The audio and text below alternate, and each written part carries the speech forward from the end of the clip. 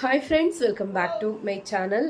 இன்னைக்கு நம்ம சேனலில் வந்து கிரகணம் இருக்கிறதுனால இந்த மாதம் மார்ச் 14th கிரகணம் இருக்கிறதுனால டைமிங்ஸ் வந்து 10:40 காத்தால ஸ்டார்ட் ஆகி மத்தியானம் 2:18 வந்து கிரகணம் முடிய போகுது. ஸோ இந்த டைமில் வந்து எந்த மாதிரி டிப்ஸை வந்து கர்ப்பிணி பெண்கள் வந்து கடைப்பிடிக்கணும்ன்ட்டு நான் சொல்ல போகிறேன். ஃபர்ஸ்ட் வந்து அன்னைக்கு நாள் வந்து அந்த டைமிங்ஸில் ஆகட்டும், அந்த நாள் வந்து எந்த காரணத்துக்கு கொண்டு வீட்டில் வந்து நான்வெஜ் வந்து சமைக்கக்கூடாது, எந்த மாதிரியும் நான்வெஜ் வந்து சாப்பிடக்கூடாது. ஸோ இதனால டைஜஸ்டிவ் சிஸ்டம் வந்து ரொம்ப பாதிக்கும்னு சொல்லுவாங்க அந்த நாள் வந்து. ஸோ அந்த நாள் இதை வந்து தவிர்க்கிறது ரொம்பவே நல்லது. ரெண்டாவது டிப்ஸ் வந்து அந்த டைமிங்ஸ் ஆனளவுக்கு வந்து வெளியே வருது. ஆனால் சூரிய வெளிச்சம் மேலே படுற மாதிரி வெளியே வந்து வாக் பண்ணுறது அந்த மாதிரி செய்யாமல் இருந்தால் இன்னும் நல்லது.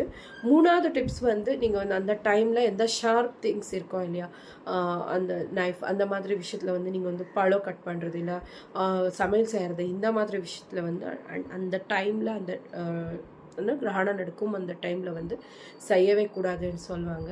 அப்புறமா என்ன செய்யக்கூடாதுன்னா பூஜை செய்யக்கூடாது, வீட்டில் வந்து பூஜைகள் செய்யக்கூடாது, வீடு வந்து க்ளீன் பண்ணக்கூடாது. ஆனால் நீங்கள் வந்து 10 மணிக்குள்ளே வந்து வீடு க்ளீன் பண்ணிக்கலாம், இல்லைன்னா நார்மல் வந்து வீடெல்லாம் நார்மலாக ஒரு ஆவரேஜாக க்ளீன் பண்ணிக்கலாம். ஸோ கிரகணம் விட்டதுக்கு அப்புறம் நீங்கள் வந்து வீடெல்லாம் தொடச்சி க்ளீன் பண்ணிவிட்டு அப்புறமா நீங்கள் குளிச்சுட்டு அப்புறமா வந்து பூஜைகள் செய்யலாம். ஸோ கிரகணம் நடக்கும்போது வந்து எந்த மாதிரியான பூஜை விஷயங்கள், சமையல் செய்கிறது இந்த மாதிரி விஷயங்கள் செய்யக்கூடாது. கர்ப்பிணி பெண்கள் சாப்பிடலாமான்னா ஆறாமல் சாப்பிடலாம், எந்த ப்ராப்ளமும் இல்லை. ஆனால் நீங்கள் வந்து வெஜ்ஜாக செய்யணும். அன்றைக்கி வந்து வெஜ்ஜாக செஞ்சு மைல்டான சாப்பாடை வந்து எடுத்துக்கணும். உங்களுக்கு பசிச்சுட்டே இருக்குது கிரகண டைமில் நாங்கள் வந்து சாப்பிடலாமான்னு கேட்டால் ஜூஸ் சாப்பாடு அந்த மாதிரி ஆறாமல் சாப்பிடலாம், எந்த மாதிரி ப்ராப்ளமும் இருக்காது. ஆனால் அந்த டைமில் வந்து நிறைய எண்ணெய் போட்டிருக்கிறது, நிறைய நான்வெஜ்ஜாக இருக்கிறது வந்து தவிர்த்தா ரொம்பவே நல்லதாக இருக்கும். ஸோ நீங்கள் வந்து செஞ்சு வச்ச சாப்பாட்டுக்கு கரிக்கை புல் இருக்கும் இல்லையா, அதை வந்து அதாவது தர்பப்புல்னு சொல்லுவாங்க, அதை வாங்கிட்டு வந்து நீட்டாக வாஷ் பண்ணி நீங்கள் குடிக்கிற தண்ணியில் நீங்கள் செஞ்சுருக்கிற சாப்பாடில் லைட்டாக சிம்பிளாக சாப்பாடெல்லாம் முடிச்சதும் ஒரு இலை மாதிரி போட்டுட்டு அப்புறமா நீங்கள் வந்து சாப்பிடலாம், எந்த மாதிரி பிரச்சனையும் கிடையாது. ஸோ கிரகணம் விட்டதுக்கப்புறம் 2:18 ஆனதுக்கப்புறம் நீங்கள் வந்து வீடெல்லாமே வீட்டில் நீங்கள் வந்து இந்த விண்டோஸ்கிட்ட டோர்கிட்ட எல்லாமே அந்த தர்பப்புல்லை வச்சுருக்கணும்.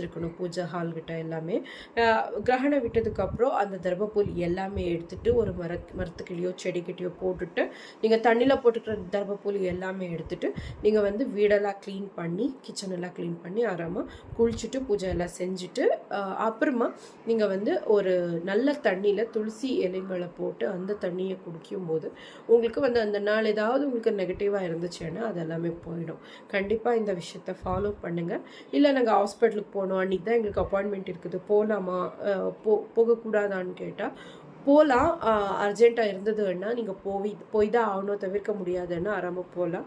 ஆனால் நீங்கள் வந்து உங்கள் மேலே எந்த காரணத்துக்கு கொண்டும் சூரியனோட கிரணங்கள் உங்கள் மேலே ஆனால் சன்ரைஸ் வந்து விழாமல் நீங்கள் அம்ப்ரெல்லா எல்லாம் யூஸ் பண்ணிக்கிட்டு போயிட்டு ஆறாமல் வரலாம். அன்றைக்கி நாள் உங்களுக்கு நெசசரியாக இல்லாத ஜர்னியை தவிர்க்கணும். அப்புறமா தூங்கலாமான்னு கேட்டால் தூங்காமல் இருந்தால் நல்லது. ஆறாமல் ஏஞ்சிருக்கலாம், நீங்கள் வந்து படுத்துருக்கலாம், ஆனால் தூங்கக்கூடாது. ஏஞ்சிருக்கலாம், டிவி பார்க்கலாம். மொபைல் யூசேஜ் வந்து கொஞ்சம் கம்மி பண்ணிக்கணும்.